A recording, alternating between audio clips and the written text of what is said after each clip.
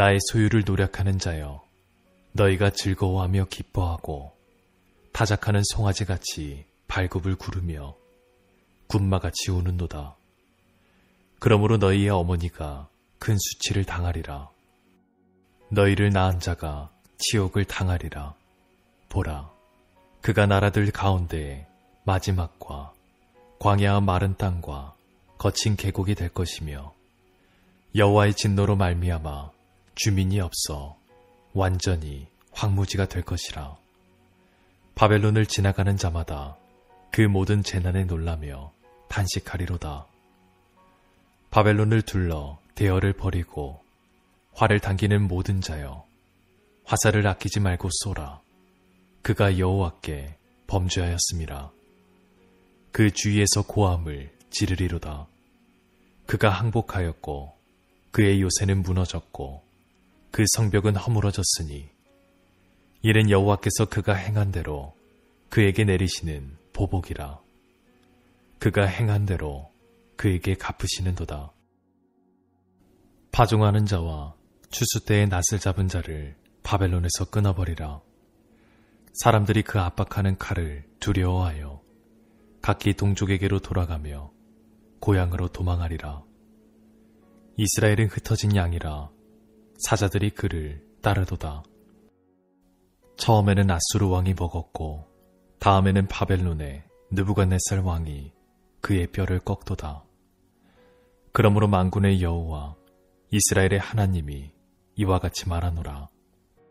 보라, 내가 아수르의 왕을 벌한 것 같이 바벨론의 왕과 그 땅을 벌하고 이스라엘을 다시 그의 목장으로 돌아가게 하리니 그가 갈멜과 바산에서 양을 기를 것이며 그의 마음이 에브라임과 길르앗산에서 만족하리라. 여호와의 말씀이니라. 그날 그때에는 이스라엘의 죄악을 찾을지라도 없겠고 유다의 죄를 찾을지라도 찾아내지 못하리니 이는 내가 남긴 자를 용서할 것임이라. 하나님께서는 바벨론의 멸망을 말씀하셨습니다. 그리고 오늘 본문을 통해서 그 구체적인 내용을 살펴볼 수 있습니다. 우선 바벨론이 하나님의 심판을 받게 되는 이유 중에 하나는 바로 그들이 유다 땅을 빼앗고 그들의 것을 약탈하고 노력하는 것을 즐거워했기 때문입니다. 사실 이스라엘의 것은 하나님의 것입니다.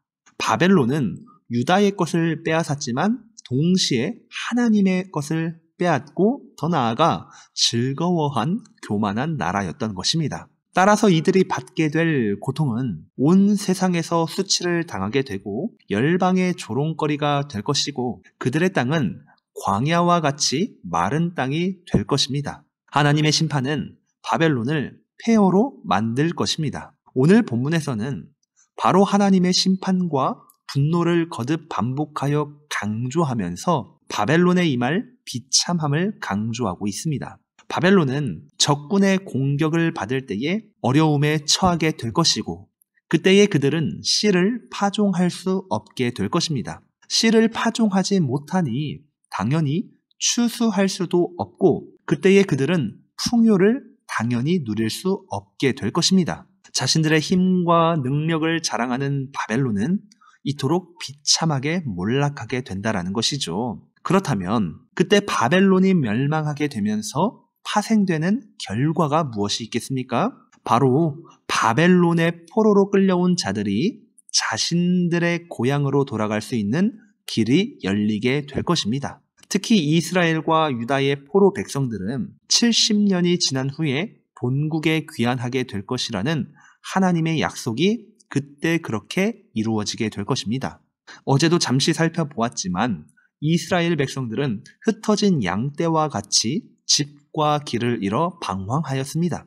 그 백성들은 실제로 사자인 아수르가 북이스라엘을 또 다른 사자인 바벨론이 유다를 잡아먹어 버렸습니다. 그러나 하나님의 때가 되면 사자의 죽음과 함께 흩어진 양떼는 약속의 땅으로 돌아가게 될 것입니다. 오직 하나님의 주권과 인도하심으로 말입니다. 그리고 그날에 아주 놀라운 은혜가 주어지게 되는데 20절 말씀을 보게 되면 여호와의 말씀이니라 그날 그때에는 이스라엘의 죄악을 찾을지라도 없겠고 유다의 죄는 찾을지라도 찾아내지 못하리니 이는 내가 남긴 자를 용서할 것임이라 이렇게 기록되고 있습니다. 바벨론은 그들의 죄악으로 인하여 심판을 받게 될 것입니다. 그런데 하나님이 회복하시겠다고 약속하시는 그날에는 이스라엘의 또한 유다의 모든 죄악은 다 용서함을 받게 된다라는 것이죠. 놀랍게도 하나님께서는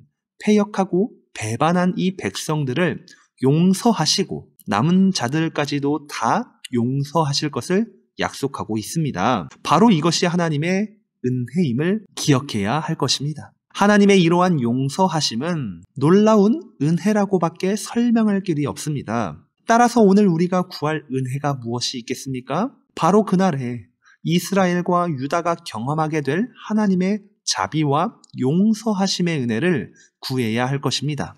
오늘도 우리는 한없이 나를 용서하시며 나를 조건 없이 받아주시는 하나님의 은혜를 체험해야만 합니다.